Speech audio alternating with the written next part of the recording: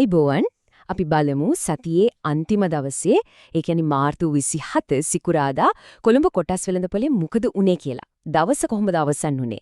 අපි ඒ ගැන විස්තර ටිකක් කතා කරමු. දවස ගැන එකම වාක්‍යයකින් කියනවා නම් පොඩි පසුබෑමක්. දල වශයෙන් බැලුවොත් වෙළඳපොලේ ප්‍රධාන දර්ශකය වෙන ASP එක 0.21ක සුළු අඩුවීමක් පෙන්눔 කළා. ලොකු වැටීමක් නෙමෙයි. හැබැයි දවස පුරා තිබුණු ගතිය තමයි ඒ. හරි. එහෙනම් අපි පොඩ්ඩක් ගැඹුරට ගිහින් බලමු මේ සතිය අවසන් වෙද්දී වෙළඳපොලේ සම්පූර්ණ තත්ත්වය කොහොමද තිබුණේ කියලා.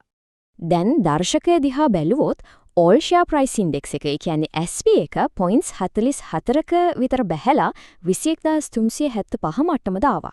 ඒ විතරක් නෙමෙයි, ලොකුම සමාගම් 20 තියලා S&P SL20 දර්ශකයත් 0.59කින් පහළට ගිහින් 6000 සීමාවට බොහොම කිට්ටුවෙන්, ඒ කියන්නේ 5999.99 තමයි දවස ඉවර කළේ. හොඳයි. දර්ශක එහෙම වුණාට වෙළඳපොලේ ඇත්තටම තිබුණු ජවය කොහොමද? ඒ කියන්නේ ගනුදෙනු වල ක්‍රියාකාරීත්වය. මේක මනින්න හොඳම ක්‍රමය තමයි පිරිවැටුම දිහා බලන එක. අපි ඒ පැත්තට හැරමු. මෙන්න මෙතන තමයි දවසේ ලොකුම වෙනස පේන්නේ. කලින් දවසත් එක්ක සංසන්දනය කරද්දී පිරිවැටුම 18.1කින් අඩු වෙලා. දැන් මේක සංඛ්‍යාවලින් බැලුවොත් පිරිවැටුමේ වටිනාකම රුපියල් මිලියන 3265 ඉඳන් මිලියන 2675ට බැහැලා. ඒ කියන්නේ සෑහෙන අඩුවීමක්. ඒ වගේම තමයි අතමාරු වුණු මුළු කොටස් ගණනයි, සිද්ධ වුණු මුළු ගනුදෙනු ගණනයි මේ හැමදේම අඩු වෙලා. ඉතින් පැහැදිලිවම පේනවා ආයෝජකයෝ ටිකක් පැත්තකට වෙලා හිටපු දවසක් කියලා.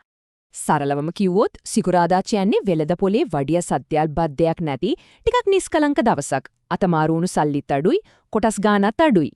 හැබැයි ඉතින් මුළු වෙළඳපොළම නිහඬයි කිව්වට හැමෝම එහෙම නෑ. සමහර සමාගම් තිබුණා දවස පුරාම හොඳට ක්‍රියාකාරී වෙච්ච. අපි බලමුද කවුද මේ දවසේ තරඟේ ප්‍රධාන චරිත උනේ කියලා. ඉතින් කවුද මේ නිහඬ වෙළඳපොලේ සාද්දයක් දාපු අය? කාගේද කොටස් මිල වැඩිම වර්ධනයක් පෙන්නුවේ? මේ අතරින් විශේෂයෙන්ම කියන්න ඕන නමක් තමයි ඩිමෝ. ඒ කියන්නේ ඩීසල් සහ මෝටර් ඉංජිනේරු. එයාලගේ කොටස් මිල 11.47කින්, ඒ කියන්නේ ලොකු ගානකින් උඩට ගිහින් තිබුණා.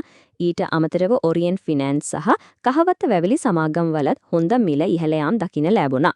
හරි, මිල ඉහළ ගිය අය ගැන කතා කළා. ඒ දවසේ වැඩිව සල්ලි එහා මෙහා වුණේ. ඒ කියන්නේ පිරිවැටුමට ලොකුම දායකත්වයක් දුන්නේ මොන සමාගම්ද? මෙතනදී නම් ලයිස්තුවේ උඩින්ම ඉන්නේ TJ ලංකා, ඊළඟට ඩිමෝ, ඒ කියන්නේ ඩීසල් සහ මෝටර් ඉංජිනේරු සහ ජෝන් කීල්ස් හෝල්ඩින්ග්ස්. ඔන්න ඔය සමාගම් තුන හරහා තමයි දවසේ ගනුදෙනු වලින් ලොකුම කොටසක් සිද්ධ වෙලා තියෙන්නේ. මෙතන හරිම රසවත් දෙයක් තියෙනවා බලන්න. ගොඩක් අය හිතන්නේ පිරිවැටුම වැඩි කියන්නේ මිලත් උඩ යනවා කියලා. ඒත් හැම වෙලේම එහෙම වෙන්නේ නැහැ. හොඳම උදාහරණය තමයි TJ ලංකා සහ ජෝන් කීල්ස්. මේ දෙකේම පිරිවැටුම ඉහළයි, ඒත් කොටස් මිල පහළට ගිහින්. සමහර විට ආයෝජකයෝ ලාභ අරගෙන විකුණන නිසා වෙන්න පුළුවන්. නැත්නම් වෙනත් විකිණීමේ පීඩනයක් නිසා වෙන්නත් පුළුවන්. හරි. දැන් අපි තනි සමාගම් වලින් පොඩ්ඩක් ඈත් වෙලා ලොකු චිත්‍රය දිහා බලමු. ඒ කියන්නේ මොන කර්මාන්ත ක්ෂේත්‍රවලද වැඩියෙන්ම සල්ලි ගැවසුනේ කියලා.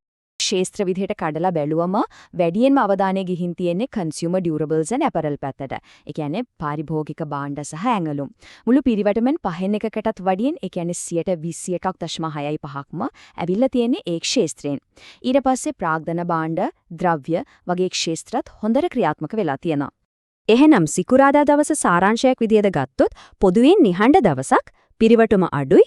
ඒ ඩිමෝ වගේ සමහර සමාගම් වලින් ලොකු චලනයක් දැක්කා. RSI දර්ශකයත් 43.62 මට්ටමේ තියෙන්නේ. ඒකෙන් කියවෙන්නේ වෙළඳපොළ ඕනවට වඩා මිලදී ගත්ත, හරි ඕනවට වඩා විකුණපු. ඒ කියන්නේ ඕවර්බෝට් හෝ ඕවර්සෝල්ඩ් තත්වයක නේ කියන එක සමබර තැනක ඉන්නවා. ඉතින් දැන් ප්‍රශ්නේ තියෙන්නේ ලබන සතියේ මේ නිහඬ ගතිය නැති වෙලා අලුත් ගමනක් යයිද නැත්නම් මේ විදිහටම ටිකක් හිමින් ගමන් කරයිද? ඒක අපි එන සතියෙම බලමු.